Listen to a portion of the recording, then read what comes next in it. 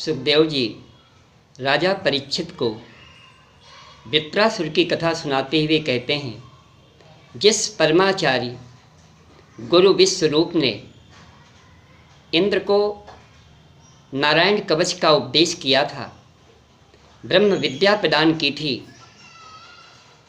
जिस विद्या के परिणाम स्वरूप इंद्रादि देवताओं को असुरों पर विजय प्राप्त हुई थी, वही इंद्र अपने उसी परमाचारी परम ज्ञानी गुरु विश्वरूप की हत्या कर देता है।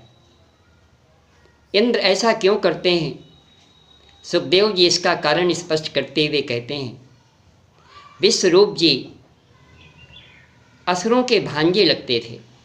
उनकी माँ असुरों की बहन थी, इसलिए मातृ स्नेहवश वे कभी कभी असुरों के लिए भी यज्ञ में आहुति दिया करते थे। जब ये बात इंद्र को मालूम हुई, इंद्र बहुत क्रोधित हुआ। उसने सोचा इससे असुर बलवान हो जाएंगे और इंद्र आदि देवता फिर खतरे में पड़ जाएंगे। क्रोधवश उसने अपने गुरु विश्वरूप के मस्तक काट दिए। श्रीमद् भागवत में ऐसा उल्लेख है कि विश्वरूप जी के 3 सिर थे। इंद्र ने क्रोधवश उनके तीनों सिर काट दिए। जब ये बात विश्वरूप के पिता प्रजापति त्वष्टा को लगी, जब उन्हें ये जानकारी हुई कि इंद्र ने उनके पुत्र विश्वरूप की हत्या कर दी है, वे बहुत क्रोधित हुए और इंद्र को मारने के उद्देश्य से यज्ञ से एक पुत्र पैदा करने की मनसा से एक यज्ञ आरंभ किया। उस यज्ञ में प्रयुक्त होने वाले मंत्र में किंचित त्रुटि होती है, फलतः इंद्र को मारने वाला के स्थान पर इंद्र से मरने वाला, उससे एक भयंकर दैत्य उत्पन्न हो जाता है। वह दैत्य जले हुए पर्वत के समान काला, भयंकर, विभत्स, भयावना था। उसको देखकर सब लोग डर के मारे इधर भागने लगे। देवताओं ने अपने अस्त्र शस्त्र लेकर के उसको मारने के लिए उस पर प्रहार किया, लेकिन वह उनके सभी अस्त्र शस्त्र निगल जाता। देवताओं की एक न चली। भयभीत होकर के इंद्रादि सभी देवता परम पिता परमेश्वर नारायण की शरण में गए। भगवान नारायण ने प्रकट होकर के देवताओं को सलाह दी, आप लोग अथर्वा ऋषि के पुत्र महर्षि दधीच के पास जाइए और उनसे उनका शरीर मांगिए। उनकी अस्थियों से विश्वरूप से एक वज्र तैयार करवाइए। उसमें मेरी शक्ति होगी, उसमें मेरा तेज होगा और उसी वज्र से इस दैत्य का वध हो सकेगा, और कोई उपाय नहीं है। इंद्रादि सभी देवता महर्षि दधीच के पास गए, उनसे उनका शरीर मांगा। महर्षि दधीच ने कहा, अपना शरीर सबको प्रिय होता है, शरीर छोड़ने में बड़ा कष्ट होता है, फिर भी तुम्हारे कष्ट के निवारण के लिए मैं अपना शरीर तुम्हें अर्पित करता हूँ। धन्य है वो महर्षि दधीच जिन्होंने देवताओं का कष्ट मिटाने के लिए अपने शरीर तक को उन्हें अर्पित कर दिया। परम पिता परमेश्वर में अपने आप को लीन करके और अपने नश्वर स्थूल शरीर को त्याग दिया। देवताओं ने उनकी अस्थियों से विश्वरूप विश्वकर्मा जी से एक वज्र का निर्माण करवाया, जिसमें भगवान नारायण का तेज था, शक्ति थी। उस भगवान के तेज से युक्त महर्षि दधीच की अस्थियों से निर्मित वज्र को लेकर इंद्र ऐरावत हाथी में सवार होकर के और वृत्रासुर का वध करने के लिए आया। वृत्रासुर वस्तुतः त्वष्टा की यज्ञाग्नि से प्रकट हुआ था, दक्षिणाग्नि से प्रकट हुआ था, इसलिए उसमें असीम ताकत थी, असीम क्षमता थी। युद्ध में देवता उसका कुछ बिगाड़ नहीं सकते थे। वही देवताओं को रौंदता हुआ पृथ्वी पर पछाड़ता हुआ भयंकर युद्ध करने लगा। इंद्र को देख करके वृत्रासुर कहता है, तुम बड़े पापी हो। जिस गुरु से तुमने उपदेश ग्रहण किया, जिन्होंने तुम्हारी सहायता की, उन्हीं का तुमने वध कर दिया। तुम बड़े पापी हो, तुम्हारी मौत बड़े कष्ट में होगी। बहुत धिक्कारा है। सामने खड़े इंद्र के वज्र में वृत्रासुर को भगवान नारायण के प्रत्यक्ष दर्शन होते हैं। इंद्र को दर्शन नहीं होते क्योंकि इंद्र के मन में कामना थी, किंतु वृत्रासुर के मन में भावना थी। भगवान का दर्शन करते हुए उस वज्र में वृत्रासुर ने बड़ी पवित्र भगवान की भावभीनी स्तुति की है। अहम हरे तो पादैक मूल दासानुदासो भवितास्मि भूयः मनः स्मरेतास् पतेर्गुणांसते गृणीत वाक्य कर्म करोतु कायः। हे प्रभु, ऐसी कृपा कीजिए कि मुझे आपके सेवकों का सेवक बनने का सौभाग्य प्राप्त हो। मुझे अपने दासों का दास बना दीजिए। मेरा मन निरंतर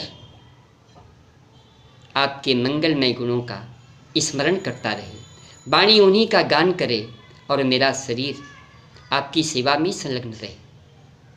न नाक पृष्ठम न च पारमेष्ठ्यम न सार्वभौमम न रसाधिपत्यम न योग सिद्धिर पुनर्भवम वा समंजस त्वाविरहये कांक्षे।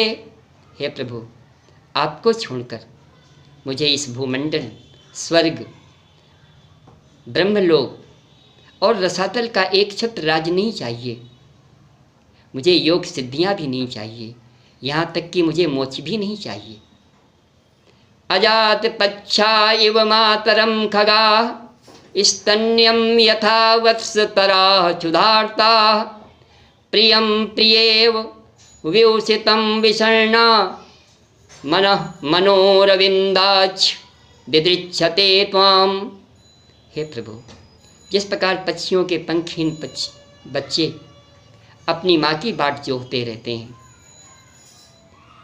भूखे बछड़े अपनी माँ का दुग्ध पान करने के लिए प्रतीक्षा करते रहते हैं, जिस प्रकार वियोगिनी पत्नी अपने प्रवासी प्रियतम से मिलने के लिए उत्कंठित रहती है, उसी प्रकार मेरा मन आपके दर्शनों के लिए मचल रहा है, व्याकुल हो रहा है।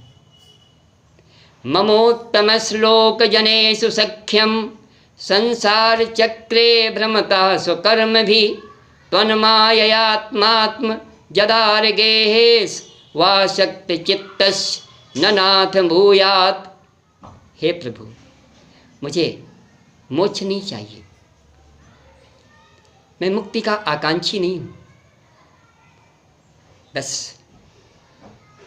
मैं आपके अनन्य भक्तों का सानिध्य चाहता हूँ। मैं जहाँ भी रहूँ, जिस योनि में रहूँ, आपके अनन्य सेवकों का प्रेम स्नेह सानिध्य मुझे सुलभ होता रहे। मैं उन लोगों का संग कभी प्राप्त नहीं करना चाहता जो लोग मायाबद्ध हैं, देह गेह स्त्री पुत्र में आसक्त रहने वाले लोगों का साथ प्रभु मुझे कभी मत दीजिए। मुझे तो उन अनन्य भक्तों का साथ चाहिए जो निरंतर आपकी सेवा में रत रहते हैं।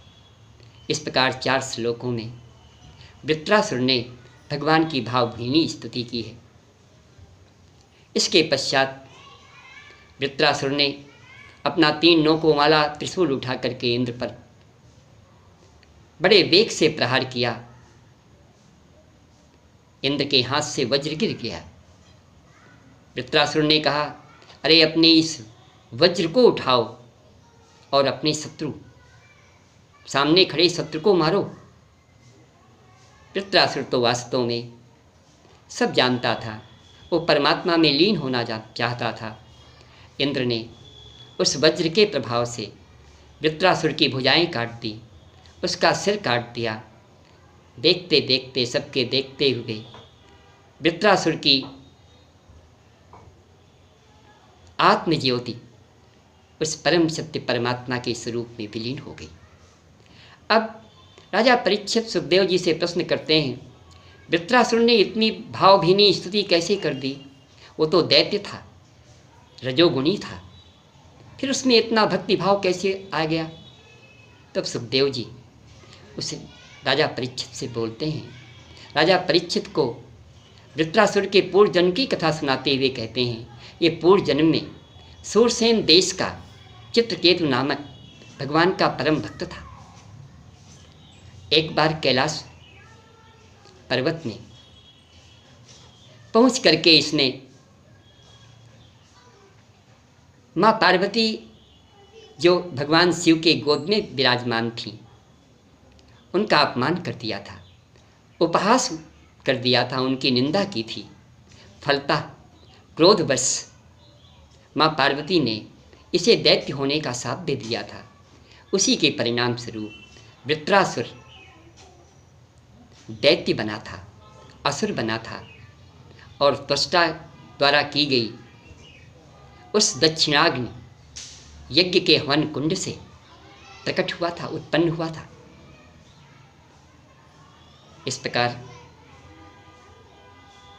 सुखदेव जी ने राजा परीक्षित को वृत्रासुर का वृत्तांत सुनाया, वृत्रासुर की कथा सुनाई।